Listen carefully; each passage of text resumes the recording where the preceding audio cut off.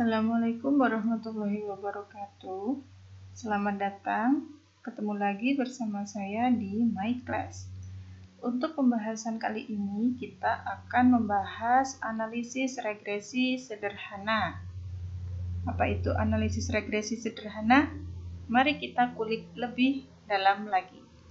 Ya, analisis sederhana itu merupakan lanjutan dari analisis korelasi, bukan lanjutan yang harus dilanjutkan, bukan, tapi maksudnya kalau analisis korelasi itu kita bisa menjawab kalau kita ingin mengetahui apakah variabel bebasnya memiliki hubungan dengan variabel terikat. Cukup seperti itu. Jadi kalau kita ingin mengetahui apakah ada hubungan atau tidak, itu cukup dengan analisis korelasi. Sedangkan untuk yang analisis regresi, itu bisa kita gunakan untuk memprediksi variabel bebas untuk bisa memprediksi variabel terikat dari variabel bebas yang kita punya. Jadi korelasi itu sebatas mengetahui ada tidaknya hubungan. Kalau regresi itu lebih jauh lagi, yaitu kita bisa memprediksi hasil berdasarkan data-data yang kita peroleh. Analisis regresi itu ada yang analisis regresi sederhana dan analisis regresi majemuk. Nah, untuk yang kali ini kita membahas yang analisis regresi sederhana. Penyebutan lain itu adalah bivariate regression atau simple linear regression. Ada juga yang menyebutnya analisis regresi tunggal, sederhana atau tunggal. Itu sama. Kenapa kok tunggal? Karena di sini di analisis regresi sederhana itu cukup melibatkan satu variabel bebas. Ya. Untuk mencari, di dalam analisis regresi sederhana itu persamaannya sama seperti persamaan garis linier.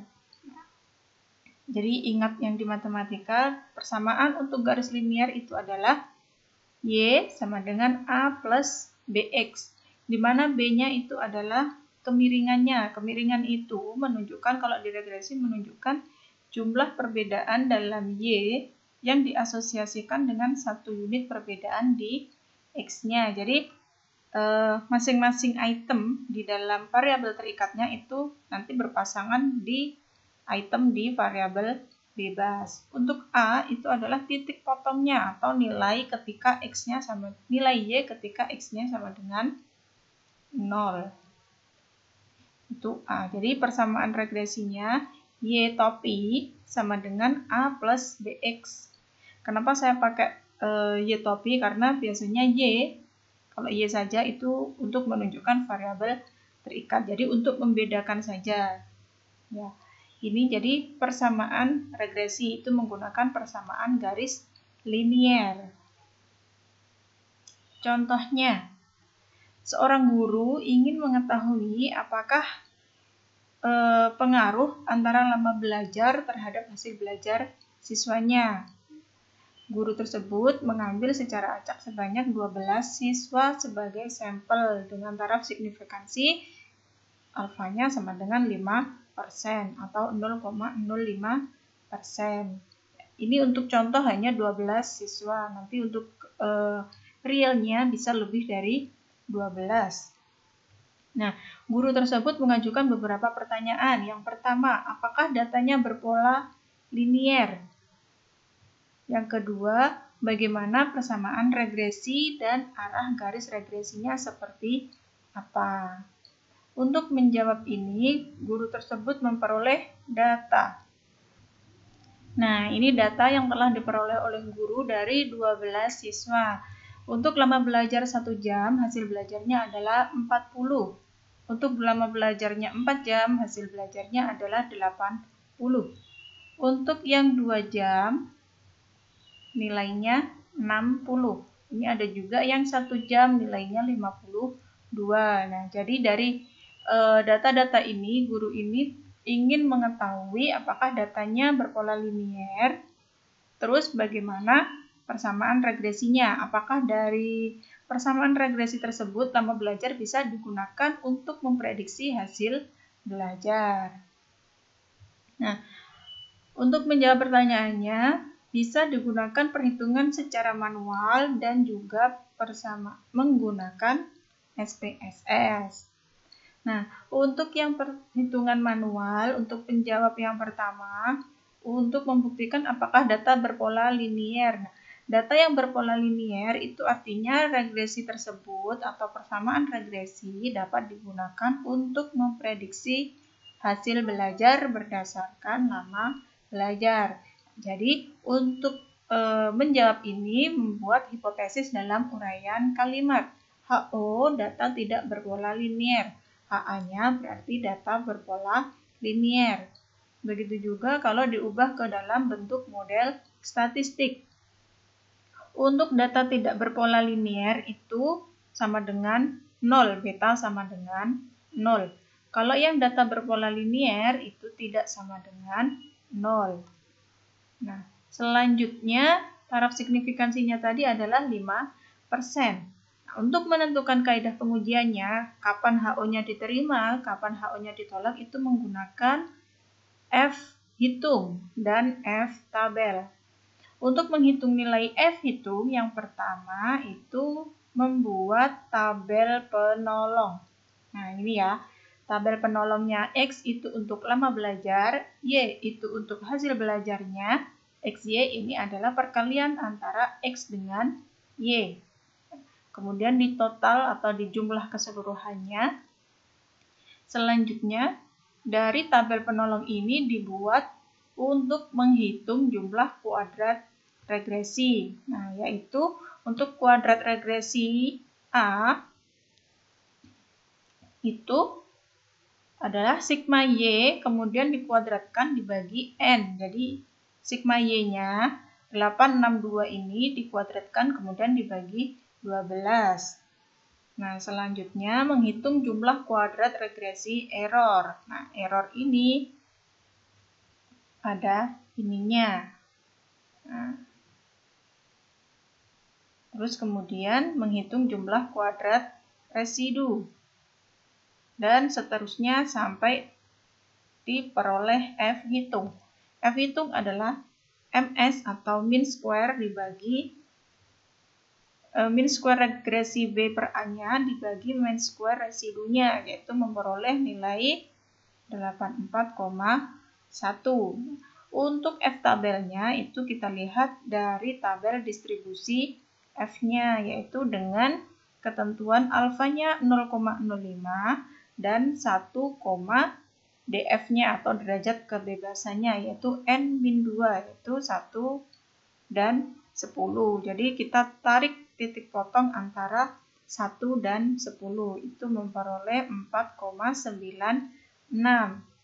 Setelah itu, kita bandingkan nilai dari F hitung dan F tabel. Ternyata F hitung lebih besar daripada F tabel. Nah, selanjutnya, langkah terakhir membuat keputusan. Apakah HO-nya ditolak atau diterima? Karena nilai F hitung itu lebih besar daripada F tabel, maka HO-nya ditolak. Kalau HO ditolak berarti datanya berpola linier, sehingga model regresi tunggal dapat digunakan dalam memprediksi hasil belajar yang dipengaruhi oleh lama belajar. Nah, ini adalah untuk mengetahui datanya berpola linier atau tidak. Ternyata datanya adalah linier. Nah, selanjutnya untuk membuat persamaan regresi, tabel penolong tadi ditambah dengan X kuadrat.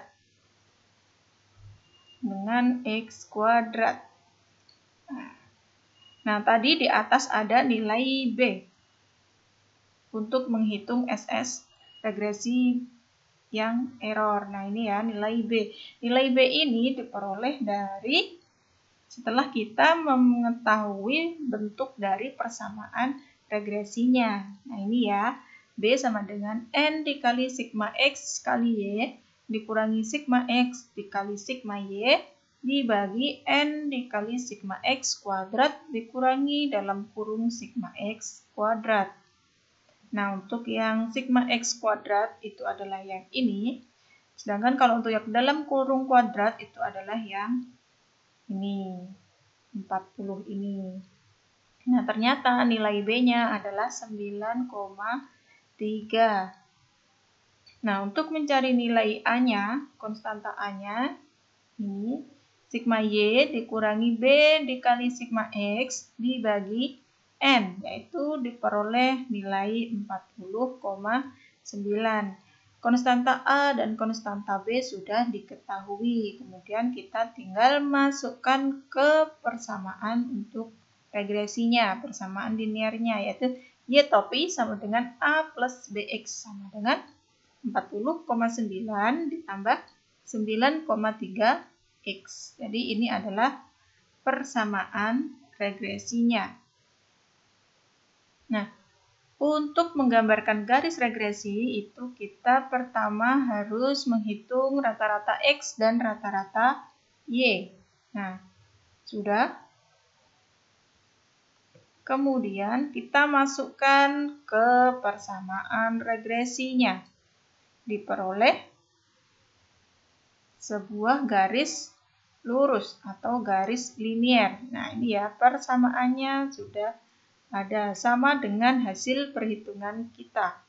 Y sama dengan 9,3X ditambah 40,9. Jadi sama dengan hasil perhitungan. Untuk perhitungan dengan menggunakan SPSS, itu yang pertama, setelah kita masuk ke program SPSS, untuk yang di variable view, itu baris pertama kita isi siswa, baris kedua X, baris ketiga Y. Untuk tipe siswanya ini dipakai string, karena ini tidak berupa angka yang ordinal, jadi dipakai string aja. Nah, ini, terus kemudian diberi label untuk X itu lama belajar, untuk Y itu hasil belajar. Untuk measure-nya tetap scale, kemudian yang siswa itu kita pakai nominal. Setelah variabel view selesai, kita isikan datanya di data view. Ini ya. Dari 12 siswa, X untuk lama belajar, Y untuk hasil belajar. Setelah itu kita olah datanya dengan klik analyze, kemudian kita pilih regression, kemudian kita pilih yang linear.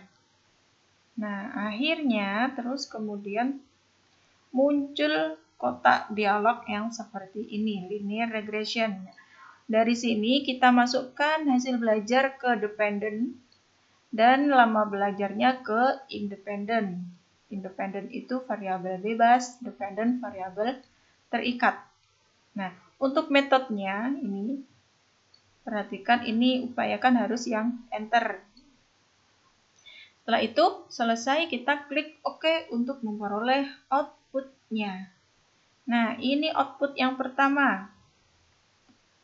Metodenya enter, yaitu semua data kita masukkan. Itu maksudnya metode yang enter. Jadi semua datanya kita masukkan untuk perhitungan. Nah, kemudian kita lihat tabel 13.6 yaitu model summary-nya. Modelnya 1, R-nya 0,945A. Hanya ini mengatakan predictor. Nah, R square-nya 0,894, adjusted R square-nya 0,883, standar error-nya itu 0,512. Dari sini, dari model summary ini kita bisa lihat bahwa hubungan antara lama belajar dengan hasil belajar itu kuat positif. Nah, yang mana sih? Yaitu 0,945, yang ini. Jadi R di sini menunjukkan koefisien korelasi antara lama belajar dengan hasil belajar, yaitu sebesar 0,945.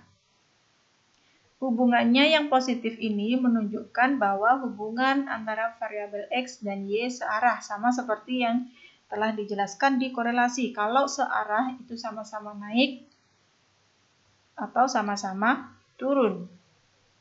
Nah, Untuk kontribusi yang disumbangkan lama belajar terhadap hasil belajar itu sebesar 89,45%. Kontribusinya ini R square-nya. Nah, jadi 89,4% itu hasil belajar ditentukan oleh lama belajar. Sisanya itu ditentukan oleh variabel yang lain. Tabel output selanjutnya itu ada tabel ANOVA. Tabel ANOVA itu untuk apa sih? Nah, kita lihat hasilnya. F-nya itu nilai F-nya 84,164 dan signifikansinya itu 0,0. Ini digunakan untuk mengetahui datanya berpola linier atau tidak, sama seperti yang awal tadi. Ternyata datanya berpola linier, jadi hitungan manual kita dengan yang SPSS itu sama.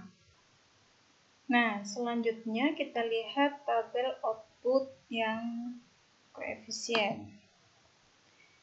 Tabel output koefisien ini, berdasarkan tabel ini diketahui bahwa unstandardized coefficient itu dalam regresi menunjukkan nilai kemiringan dari kedua variabel. Ini ya, nilai kemiringan dari kedua variabel. Untuk yang variabel lama belajarnya itu 9,270 dan yang konstantanya itu 40,932. Dari sini kita lihat untuk persamaan regresinya, yang ini 9,270 ini untuk B-nya, yang 40,932 ini untuk koefisien A-nya. Jadi ini A-nya, yang ini B-nya. Nah, jadi untuk melihat persamaan regresinya itu dilihat dari ini. Nah, jadi sedangkan untuk yang ini standardized coefficient ini 0,945 ini menunjukkan nilai korelasi yang tadi seperti yang di awal. Nah, berdasarkan persamaan regresi ini, jika siswa tidak belajar, artinya X-nya sama dengan 0, maka ia akan mampu memperoleh hasil belajar sekitar 41. Sedangkan jika dia sudah belajar selama 1 jam atau X-nya ini sama dengan 1, maka nilainya yang diperoleh adalah 50. Jadi koefisien regresi B sama dengan 9,270 ini menunjukkan adanya berapa besar sih penambahan nilai hasil belajar, itu dilihat dari penambahan lama belajarnya. Ya. Jadi nilai B ini melihat seberapa besar nilai penambahannya.